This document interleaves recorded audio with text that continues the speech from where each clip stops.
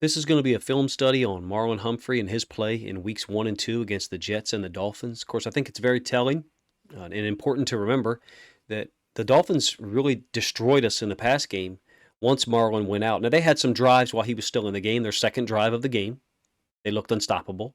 Their first drive of the third quarter, they looked equally unstoppable. But things really fell apart for us completely in terms of coverages once Marlon went out of the game. Have a little theory on that. I'm not sure if the data shows it, so if someone wants to look up the stats, what Marlon allowed, go right ahead. I think they either were avoiding him at certain times, or when Tua was early in the progression and Marlon was guarding the first part of the read, the progression, the first receiver that Tua was looking at, he seemed to go off that read really quick. I think I have a couple examples of that in this video. There was a slant on a little unique play action pass that got Marlon for like 8 or 10 yards, and then there was the screen to Jalen Waddle for the touchdown. I think that was the Dolphins' first touchdown. Correct me if I'm wrong.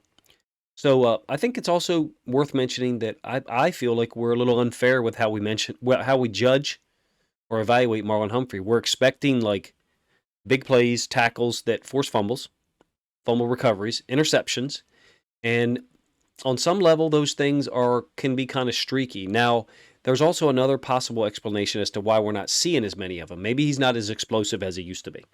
I'm not saying that that's my thought, that's my judgment, but maybe it's possible that his explosiveness at the end of plays, his closing speed, his ability to punch the ball out quickly with so much force, maybe he's not generating as much force. Maybe he's not as explosive. Maybe he's one of those guys that got old at 26 or 27. I don't think so, but that's another possible explanation, I guess.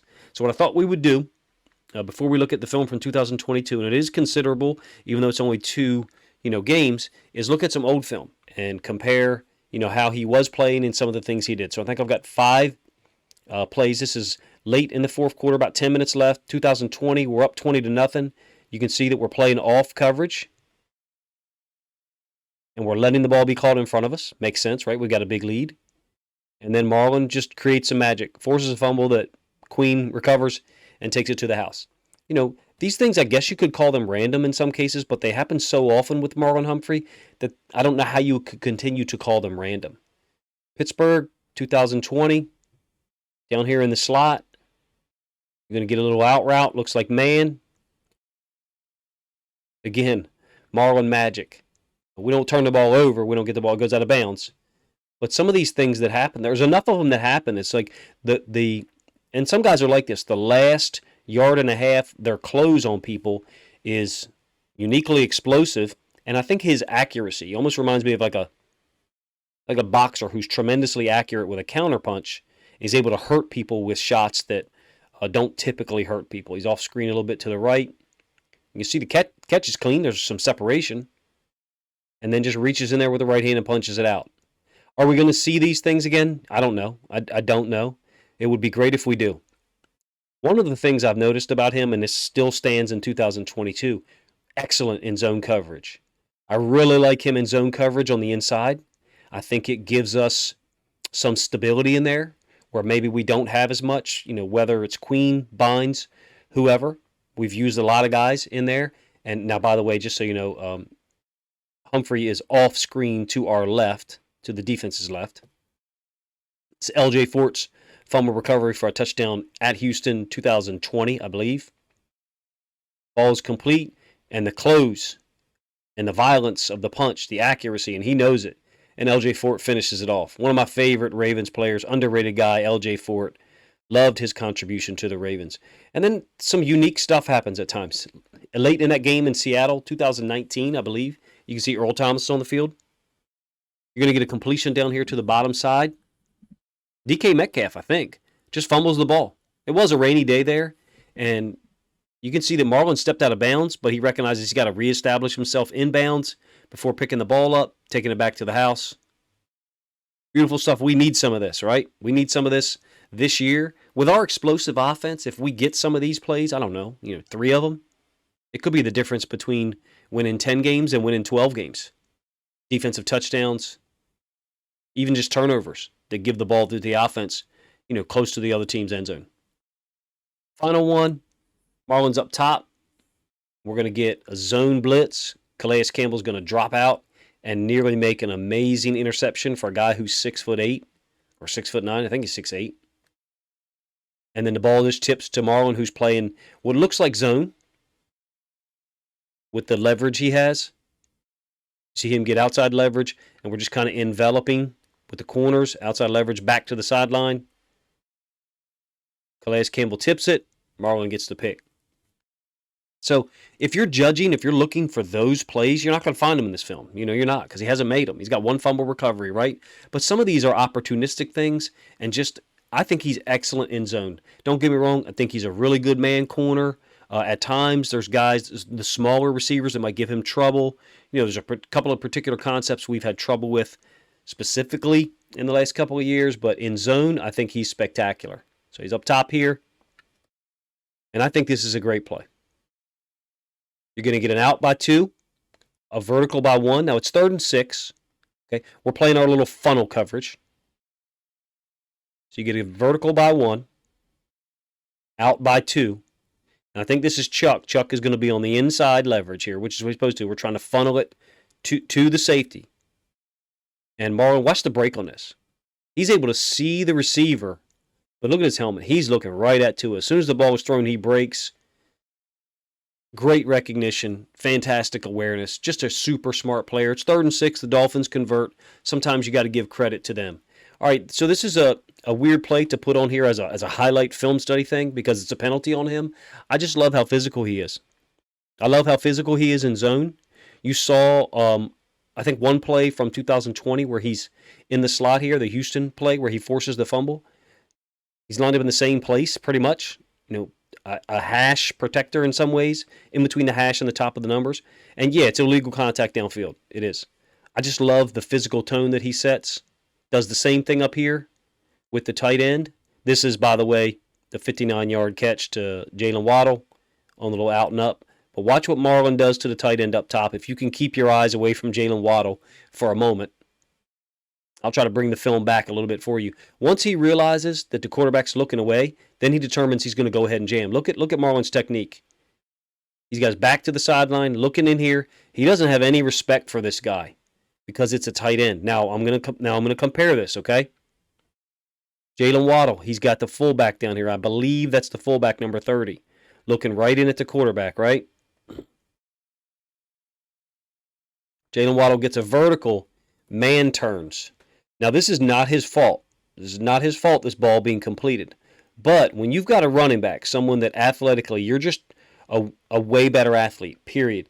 In my opinion, this should be a zone turn and then divider technique. Divider technique is divide the 2 verticals because it's empty. And they can run, theoretically, 5 verticals, and we've really only got 3 deep defenders in Marlon, Marcus Williams, and JAD. This is not JAD's fault, but what I'm saying to you is I believe if Marlon's down here and he's getting 2 vertical, Marlon's going to divide this and try to play, when I say 2 vertical, I mean number 1, the fullback, and number 2, which was Jalen Waddle, okay? I think that JAD's a fantastic player, certainly not being critical of him, not his fault, but I'm just using that as an illustration point for you. Marlon's level of awareness is super high. All right, zone against the run, 2 plays against Miami. And this is a fantastic play by him and Marcus Williams, obviously. You get the sweep to Mostert. Solid against the run. Not easy to deal with, for blockers, and this is Tyreek Hill. Complete mismatch in our favor when Tyreek Hill goes to block him. Look at how much Humphrey drives him. That's not what Tyreek Hill's meant to do, right? Short gain, Marcus Williams, Marlon Humphrey there. If we can keep these guys on the field, we are solid. Now, this is Hump up here, and it's a longer gain. Really poor recognition by our defense. I talk about it in some videos sometimes, and maybe I don't do a good job explaining it, but here's what I mean by recognition. There's 2 running backs on the field. That's Raheem Mostert. He's at receiver. Now, am I saying, hey, you've got to know it's a reverse? No, but the point is no one pointed it out. No one. No one said a word that there's a running back lined up at receiver, at least that I saw. We'll pull it back here. Yeah, nobody said a word. Nobody pointed. No communication whatsoever. Now, let's talk about Marlon, all right? So he's got the tight end coming out to him who does this really cool technique on the snap. The tight end went in motion, by the way. Tight end on the snap is going to go here, and then reverse and come back. I have no idea why I did that. Okay. My telestrator messed up for a second. So he's going to reverse field and then come back out, and he's got Marlon, and Marlon's got to stay back a little bit. He can't. There's a such thing when you're the force player as, yes, you want to force the ball inside, but you can't come up so far that you then create a lane for the running back to dip it inside and then pull it back out into that space that you vacated.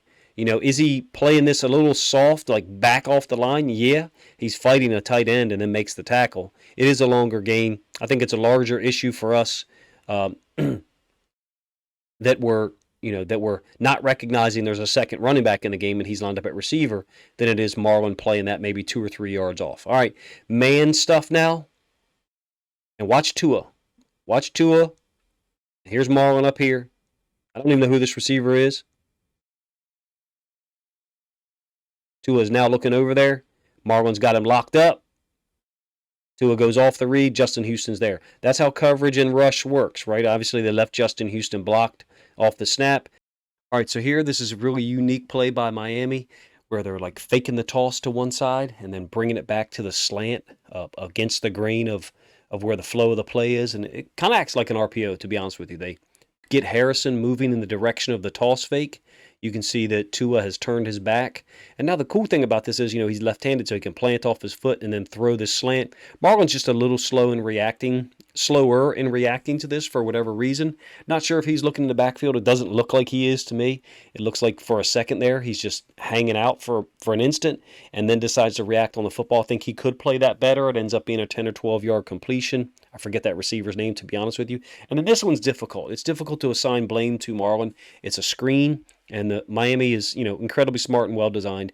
These receivers are lined up close enough that this number 2 receiver is going to be able to get out there and push Marlon out, or at least wall him out. And then the cavalry arrives in the form of offensive linemen to get out there, 2 of them, and act as a shield. And it ends up being a 6-yard touchdown to Jalen Waddle. Now, I guess, with the way that rating services or metrics are, is that's assigned to Marlon. Really nicely schemed screen, if you ask me. Kind of difficult to assign blame to him. If you were going to assign blame for the play, you would say, hey, Marcus, we don't want you to get sucked inside on this because he takes a couple of steps to his left, in toward the middle of the formation because he sees the mesh between the quarterback and the running back. So just great design. I don't really fault Marlon, even though, I'm trying to praise him in this video because I think he's playing very well. Yeah, we would like for him to be able to make a play on that. All right, now let's look at some man stuff, right? Did some zone stuff. Showed you 2 plays that, are not his best plays so far through 2 weeks. Man stuff where he's locking people up. Late in the play, Flacco is able to throw it, and it does touch the receiver's hands. There's some pressure. But the initial coverage on this is really good. Stuck right to the receiver. You can see that Flacco is looking down here at something in terms of his helmet. So that's just the first part of his read. He's come back now to Marlon. He knows the receiver's going to break inside. Flacco has this throw if Marlon's not in good coverage relationship. It appears as if he's in good coverage relationship, or Flacco thinks he is, because he pump fakes and doesn't throw the football. And then he comes back to it, once 84, the receiver changes directions. That's generally what you're seeing out of Marlon in man coverage this year. Here he is down here on the X. Going to be pretty physical. Backside of trips. Very handsy.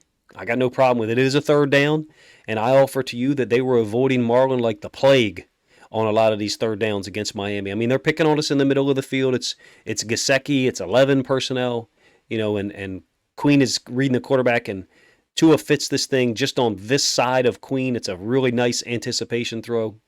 We're here to talk about Humphrey. I think he's solid. I think he's playing at a really high level. And, is he going to give up some touchdowns? Is he going to give up some plays? I mean, at some point, yeah. But not in this video, not in this film. I mean, he's doing a great job. All right, down here in the slot on Wilson. And I think Wilson has the angle, possibly here to have the football delivered to him. It looks like Marlon is behind him. Wilson's a talented dude. I mean, did you see what he did against the Browns in week 2? Catching the game-winning touchdown pass.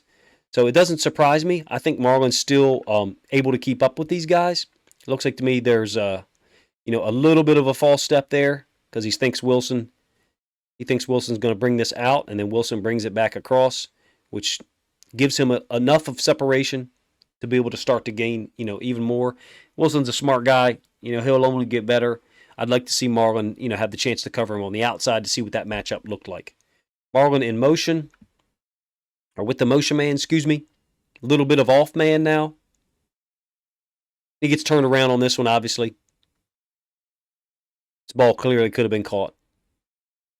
It looks like he's doing like an airplane thing to me right here. I'm not sure I've ever seen Marlon Humphrey do that. Davis takes it to the outside, gets Marlon, moving this direction just a little bit, and then pulls this route back to the inside. Are we late here? I don't know. I don't know if we're late in reacting. You'd like to see us, at least make that window a little smaller with the free safety. But there's a lot going on there. Flacco's ball was a little bit behind Corey Davis, thankfully for us. Marlon up here. This is going to be our funnel 2 coverage, I think. We're trying to funnel everything into the safeties and then play man over here. It's a cool coverage. I think Marlon does a good job. So basically we're trying to play outside man technique, funnel both of these guys into the safeties. And then same thing down here to the bottom side. Clark and Fuller get outside leverage with Fuller, inside leverage with Clark. Humphrey is playing inside leverage there.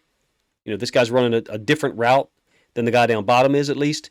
But we're funneling things into the safety. Flacco's got a pump fake. Not sure where to go with the ball. Then he finally comes back to Queen, who does a nice job in man to get a stop on third down. I think Humphrey is playing at a really high level. We're moving him around a lot, especially now that Fuller's out. It would have been great to see Fuller, stay healthy and be able to be on the field, because with him, Marlon, and Marcus Peters, once Marcus Peters is 100%, I think we'll get, and we would have a reasonable facsimile of what we had in 2019, where we had, a healthy Jimmy Smith, even though Jimmy was older at that point. Am I saying that Kyle Fuller would have been as good as, 2019 Jimmy Smith? No, I think it would have been somewhat reasonable comparison. Peters isn't there yet either in terms of full health. Is Marlon even there? Who knows for this New England game? I just think he's playing at a high level. I think he's given us a lot in terms of outside corner, in terms of being physical against the X receiver. You saw a couple of examples of that against Miami. Playing in the slot occasionally when we play zone. I really like him in those situations. I think his ability to play zone defense is really, really underrated. Let me know what you think from the film that I showed you. I would like to do one of these videos on Marcus Peters after the New England game, maybe after the Buffalo game, because I feel like, I just enjoy watching film of those guys so much because they played at such a high level. They've made so many plays for us. They're veteran guys who just have a winning mentality, number one. Number two, I think that they really hold the key to this Ravens defense and maybe even the season. If Peters and Humphrey can return to being 90, 94, 95% of what we had them at before that pre-injury last year, then this Ravens defense can be way, way better than we saw against Miami. It can be closer to what we saw against the Jets or even above that level. Appreciate you guys checking out the video. Let me know what you think of my breakdown of Marlon Humphrey. And then finally, let me know, what you think of his play, the film that I showed you. You can evaluate it independently of me. Obviously, you don't need me, to tell you how he's playing. You can see it for yourself. 2 plays that maybe we would like, 3 plays, I guess, actually, that we would say he didn't play that great. The slant on the fake toss play by Miami. The screen, it's a touchdown to Waddle. We got to assign some blame for him that, it's a touchdown on the screen. And then the one where Corey Davis got him turned around near the bottom side of the screen, where it was obviously man-free that I broke down here in the latter part of the video. Appreciate you guys checking out the video. If you really enjoy this content, please subscribe to the channel. Like the video. I'm noticing that we'll have like 120 viewers and only like 40 likes. Please like the video. It helps the video get more exposure, pushes it out to new audiences, helps me generate more revenue off of it, which just helps me create more content for you guys. Appreciate you guys' time.